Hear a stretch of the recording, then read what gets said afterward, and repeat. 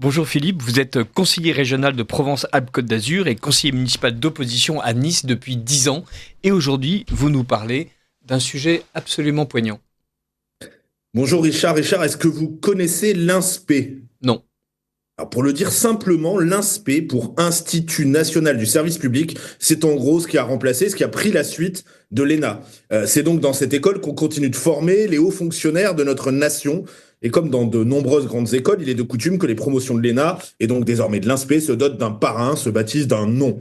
Le journaliste du Figaro, Paul Sugy, a révélé que la nouvelle promotion de l'INSPE avait choisi comme nom Gisèle Halimi. Ça, vous connaissez, je pense. Hmm. On peut ainsi lire sur le site de l'INSPE, en introduction et résumé du communiqué de la promotion, je cite, les élèves français et internationaux de la promotion 2025-2027 de l'Institut national du service public ont retenu le nom de l'avocate militante, féministe et anticolonialiste Gisèle Halimi.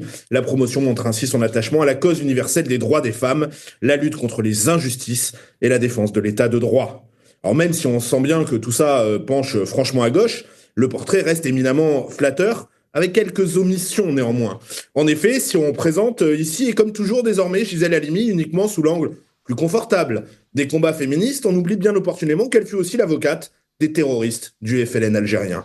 Que doivent penser les pieds noirs, harkis, leurs descendants, dont je suis, quand les personnes qui se destinent aux plus hautes fonctions de l'État font ce choix?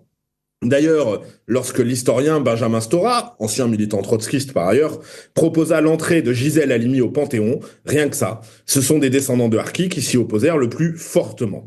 Et oui, chers auditeurs, on ne remue pas impunément les mémoires et les souffrances. Gisèle Halimi a notamment défendu les auteurs du massacre d'El Alia. Et ce n'était pas qu'une défense juridique, mais aussi politique. Pour Gisèle Halimi, il y avait d'un côté les opprimés et d'un autre les colons. C'était son côté anticolonialiste, comme le soulignent les élèves de l'INSPE. Elle a donc défendu ceux qui avaient attaqué le 20 août 1955 les Européens travaillant à la mine d'El Alia, près de Philippeville. Sur 50 familles, 6 en réchappèrent. Elle a défendu ceux qui avaient massacré, mutilé, égorgé, éventré des hommes, des femmes, des enfants et des bébés. Dans les habitations et les locaux de la mine de fer, des insurgés assassinent à coups de fusil ou de revolver, s'aidant de couteaux, de haches ou de pelles. C'est le récit de Gisèle Halimi elle-même, dans un de ses livres. Elle évoque aussi certaines des victimes. Anne-Marie Rodriguez, 11 ans. Sa sœur, Jacqueline Rodriguez, 4 ans. Francesco Rodriguez, 7 ans. Son frère, Henri Rodriguez, 5 ans. Tous les enfants Montchâtre. Henri, 3 ans. Yves, 2 ans. Marilyn, 8 mois. Autre bébé retrouvé en famille avec ses sœurs de 18 et 20 ans, le petit Napoléon Daniel, 8 mois, tous égorgés, tous enfouis dans la vase. Ce sont là encore les mots de Gisèle Halimi. Alors j'aurais aimé que les élèves de l'INSPE, qui ont ainsi choisi de rendre hommage à Gisèle Halimi, lisent le témoignage insoutenable de Marie-Jeanne Pouchedou, une des rares survivantes. Je cite encore: la famille Azei, tous massacrés au couteau. La sœur de ma mère, son mari, ses 2 filles, dont l'une était paralysée. L'une des filles qui était en vacances avec son bébé a été elle aussi assassinée à coups de couteau. C'est la fiancée de son frère qui s'était cachée, qui a tout vu et nous l'a raconté. Le bébé avait été éclaté contre le mur. Puis, mon cousin a été tué à coups de fourchette au restaurant de la mine. Le frère de ma mère, Piero Scarfoto, a été lui aussi massacré en voulant sauver ses enfants à coups de couteau, les parties enfoncées dans la bouche, ainsi que mon neveu Roger, âgé de 17 ans. Mon père, sourd de naissance, blessé à coups de couteau, s'était réfugié dans une galerie abandonnée. Il n'a pas entendu l'armée. On ne l'a retrouvé que 15 jours plus tard. Mort à la suite de ses blessures, il a dû souffrir le martyre. Mon jeune frère Julien a été également massacré. L'horreur absolue. Je vous prie de m'excuser, chers auditeurs, pour ce récit, mais à un moment, je pense qu'il faut dire les choses telles qu'elles sont. Il s'agit ici que des mots. Si vous en avez le courage, vous trouverez sans difficulté, en quelques clics sur Google, les images du massacre, les petits corps des enfants. Il y a 2 ans, j'avais affronté les élus écologistes qui voulaient donner une rue de Nice à Gisèle Halimi. Eux aussi ne retenaient que ce qui les arrangeait. Au nom des pieds noirs, nombreux dans notre ville, au nom de l'honneur de la France, j'avais refusé et finalement obtenu gain de cause. Je me souviens avoir pleuré en lisant les récits, en voyant les photos. Et je ne suis pourtant que le fils, le petit-fils, l'héritier un peu lointain de cette mémoire bien plus vive chez d'autres Français. À l'époque, les élus écologistes nous avaient rétorqué que tout le monde avait droit à une défense.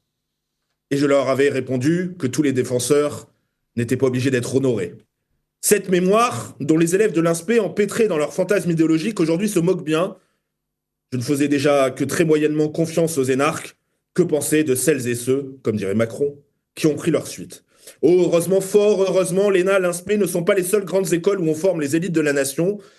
Il est une autre très grande école dont les élèves peuplent davantage les champs de bataille que les couloirs des ministères et des hautes administrations, c'est vrai. Je pense ici, vous l'aurez compris, à l'école militaire spéciale de Saint-Cyr. La dernière promotion de Saint-Cyr a choisi de se baptiser chef d'escadron Romain Chaumel de Jarnieux. Fruit de l'enseignement catholique, puis diplômé de l'ESSEC, Romain Chaumel de Jarnieux avait entamé une carrière brillante en travaillant chez Morgan Stanley, puis KPMG. Mais il cherchait davantage de sens et c'est ce qui le poussa à rejoindre d'abord la réserve, puis à définitivement choisir le métier des armes. Le chef d'escadron Romain Chaumel de Jarnieux est mort pour la France le 25 novembre 2019 dans le cadre de l'opération Barkhane au Mali. Il est mort au combat à la tête de son groupe de commandos des montagnes au cours d'un affrontement avec les djihadistes de l'État islamique. Voici ceux avec qui nous rebâtirons ce pays. Voici ceux qui portent sur leurs épaules et leurs sacrifices notre civilisation, loin de l'INSPE et des révolutionnaires de pacotille. L'exemple de Romain Chaumel de Jarnieux et ses frères d'armes vient nous rappeler que s'il est très tard, il n'est pas encore trop tard. Merci beaucoup, Philippe Vardon. C'était vraiment une belle chronique et merci d'avoir partagé avec nous vos souvenirs de Pieds Noirs et de descendants de Pieds Noirs.